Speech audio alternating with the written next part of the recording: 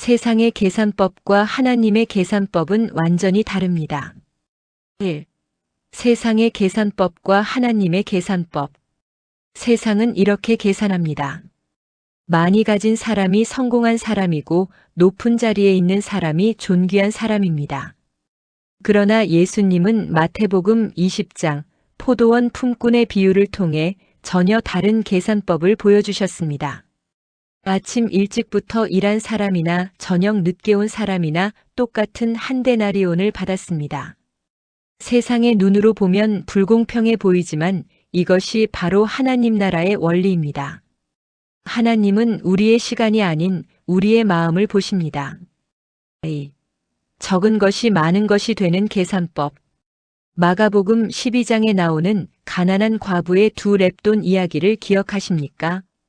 부자들은 큰 돈을 헌금했지만 예수님은 2렙돈을 넣은 과부를 칭찬하셨습니다.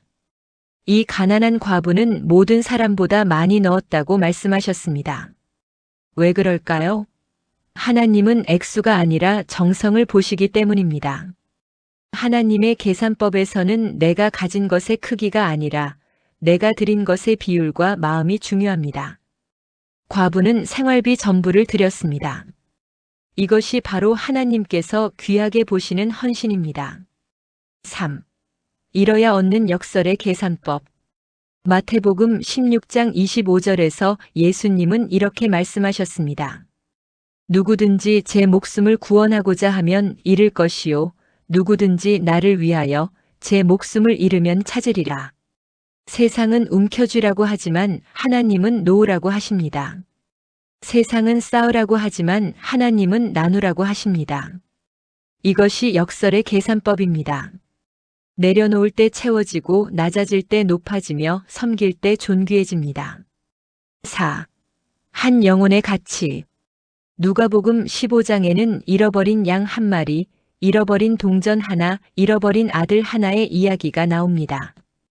99마리를 두고 한 마리를 찾으러 가시는 하나님.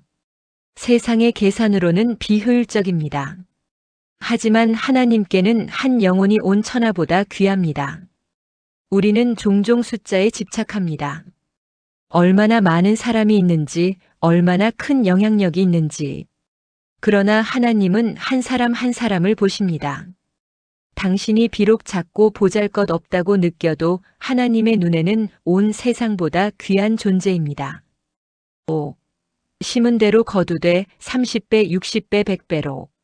마가복음 4장의 씨 뿌리는 비유에서 좋은 땅에 떨어진 씨는 30배, 60배, 100배의 결실을 맺었습니다. 이것이 하나님의 곱셈입니다.